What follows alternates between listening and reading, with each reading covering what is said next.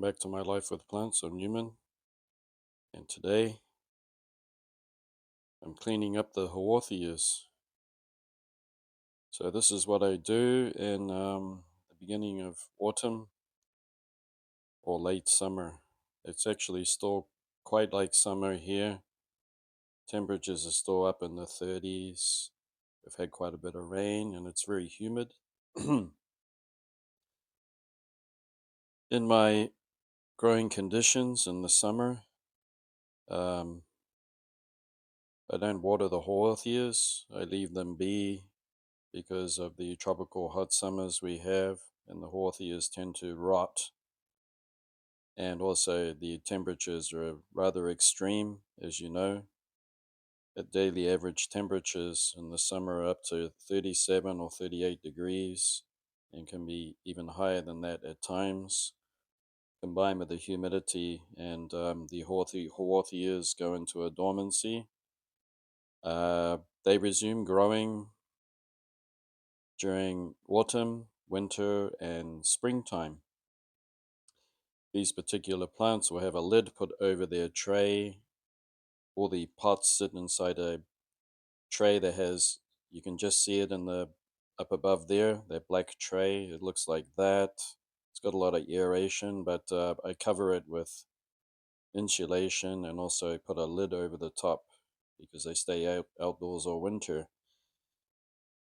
I've Uh, through trial and error, I've worked out how much insulation I need to be able to grow them outside successfully during the winter. And so every autumn, these faster growing varieties, instead of just repotting them, which can be quite a ordeal, it is much easier for me to just take cuttings and clean up the plant, especially all of the dead leaves are on the bottom, like I'm doing here. This is much easier. As you can see, some of the little babies that are growing on these particular pieces that I'm cleaning up, you may notice that they're being taken off too, but that's no problem. These plants tend to clump very, very quickly and produce offsets. So what I'm doing is I'm just concentrating on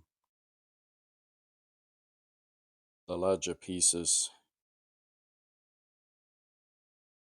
This is quite a relaxing and enjoyable thing to do in the autumn.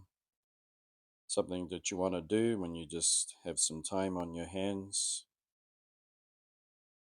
and it's quite relaxing.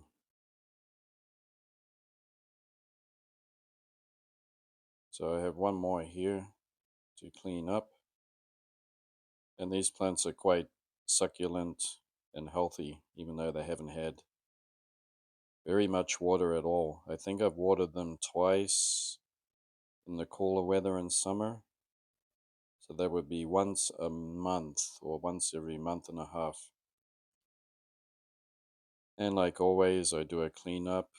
I make sure that I get rid of all the rubbish, and I've just thrown out the root ball there with all the soil because I don't need that. And I'm going to give this a little tap out. I don't have any pests in my Haworthias pot, so I don't have to wash it this time. But if I am going to cultivate a completely different plant, I will wash it out just to make sure. So this pot is a little bit deep for what I need right at the moment. So what I'm going to do is, well, I can't put the cuttings in there because it's too deep, a little bit dark down there. So I'm just going to use these saucers and put them in like that, because what I'm going to do now is actually dry the cuttings out. But I like to stand them up as I'm doing in the right here. If I lay them down, they could warp or grow to one side, so that they're going to remain, their growth is not going to be harbored in any way. But at the same time, I can just dry off those calluses. And also I can see how many pieces I can fit back into this pot. And this is how I do things with these Haworthias. These, because they're not in active growth at the moment, I can afford to leave them in there for the next 2 weeks to callus off, because they won't resume growing until late October. This is another plant here that is growing in terracotta, and I've had a look at the stems there, so I don't have to take cuttings out of this. This plant has still got a good root system, and all I have to do now is just clean the leaves up. So this is quite a long process, and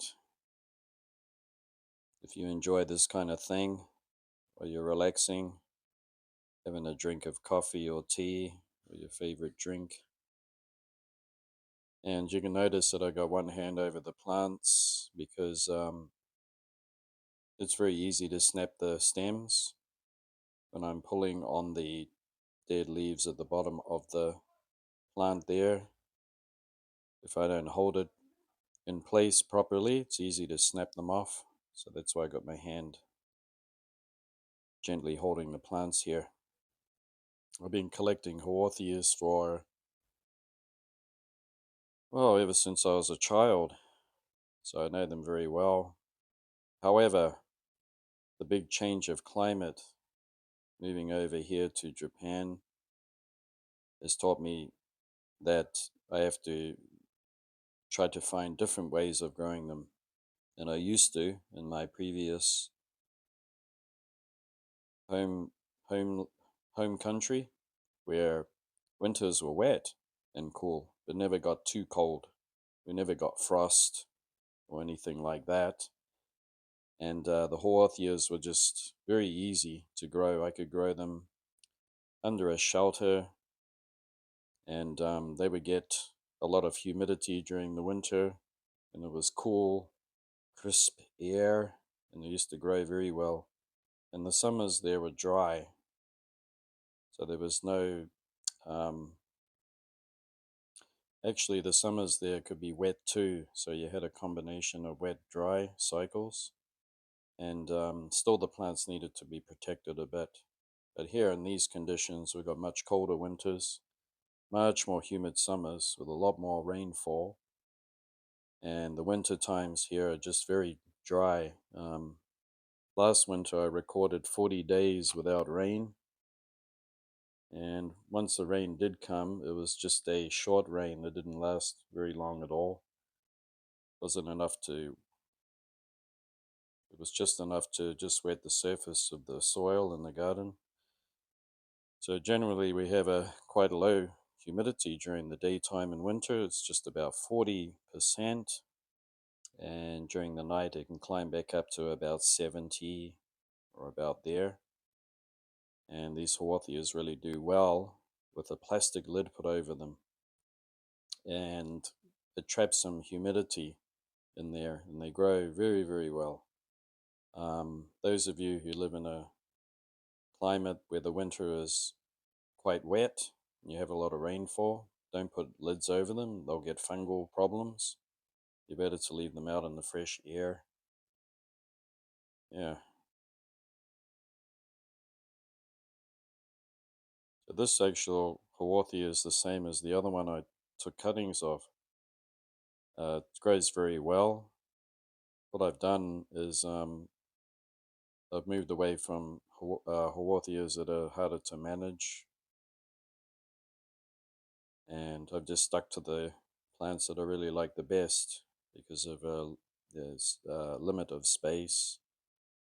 And not only that, if you cultivate too many species in a genera, even a large area can be filled up very quickly. And these are kind of a high maintenance plant because of you can see here how much you have to clean up the stems. This is actually done twice a year, and if you had a very, very large collection, it could be close to impossible to find the time to do them all.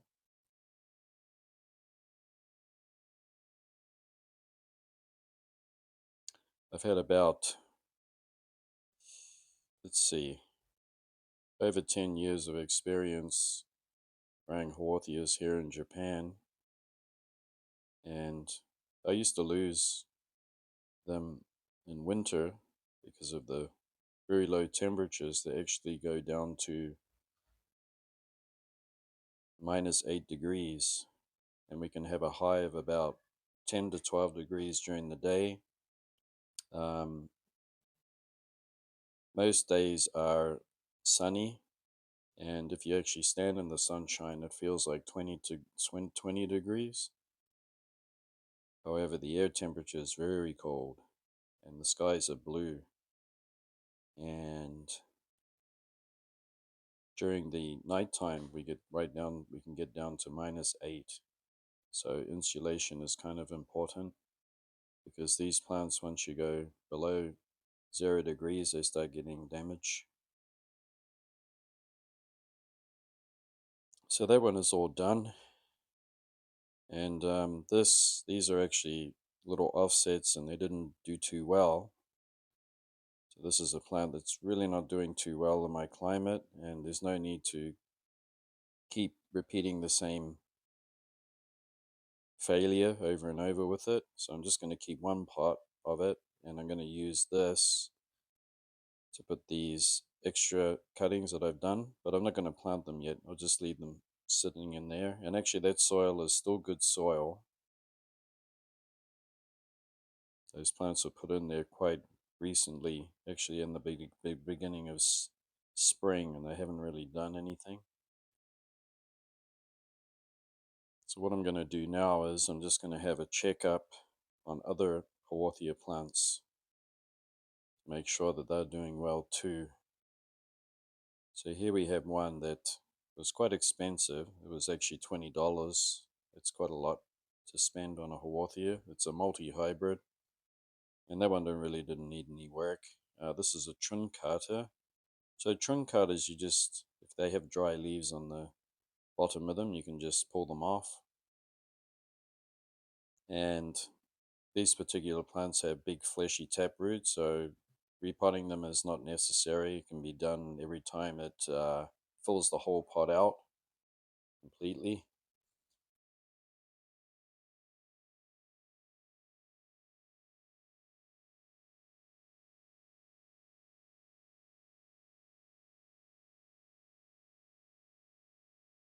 Not sure which plant is coming up next. Let's see. Oh, this one. This is one of my favorite Haworthias, and I'm going to get the tweezers. While you're using these tweezers, especially when I'm not using my glasses, it's easy for me to actually take a hold of a good leaf while I'm trying to pull out an old leaf at the same time and actually break the top off it. So you will see that I will have a accident here and there, and I'm trying to hold the tweezers down towards the tip, because if I hold them up higher, I'm definitely going to take a piece out of a nice fleshy part that I don't want to do. And I'm trying to use my thumb there and my finger so that I don't pinch a good stem. So this is what I do with this one, and this particular Haworthia has very, very fleshy roots indeed. So you can see how it's kind of erupting out of the pot. That's what it does. It tends to erupt. And this plant has only had water twice in summer, only 2 times. And the summer has been, let's see, it started in June and it's still going. So that's a good 3.5 months. It's only been watered twice in 3.5 months. We just don't require it. We have all that humidity blowing around. Okay, this is the mother plant, and I have it in a nice bonsai pot. There's no need to repot it. It's just a lovely big clump. It's actually become a mountain because of the extensive, big, fleshy roots that it has. And once I do need to repot it, um, I've propagated it so many times. I got plants of it everywhere that I can only but throw out what I don't need. It's practically fail-proof. Proof. I will never lose the plant because of its prolific offsetting. And that one's all done. It's easy to look after. Here's another trincata that I bought and I really love a lot. It's shriveled. It's lost a lot of water, but that is absolutely fine because it's in its dormant state in the summer. But it's actually coming to flower too. You can see there. And I'm just taking off the very lower dried leaves, making sure that I don't damage the main stem. And I'm just going to leave it dry as it is. And it does have a big fleshy root, as you know. Kind of like that one a lot. That's one of my favorite trincatas. This is actually a species that has ciliate leaves or like soft hairs. That one really doesn't need any work done to it. This one's obovata, but it's the purple hue form. It's really a beautiful plant, and I need to repot it so that it grows a little bit larger. But it's a magnificent thing. In the winter time, it just looks like a purple gem, a blue gem, sorry, purpley blue gem. This one is Haworthia, what do you call it again? The name will come to me. It's clumped a heck of a lot over the years. It did get some frost damage, but that was right back when I was trying to learn how to insulate my Haworthias in the winter properly. And I lacked, or I didn't have quite enough insulation, and some damage was done, but it recovered from it. Overall, this plant has really turned into a magnificent clump, and it doesn't need repotting. I'm having a check in between to see if there's any new growth, and there is actually. While I'm looking between the leaves there, I see some new growth coming up. So eventually this clump will have to be divided. I do have one growing in the bedroom. It's been doing really well in there. That was the one that I made cuttings off the part of it that had frostbite or cold damage, produced another plant. I'm just checking in between to see if there's any dead leaves that might cause fungal rot, but really there's nothing to remove. And plus the clump is pretty tightly packed together, makes it difficult. But overall, this Haworthia is looking magnificent.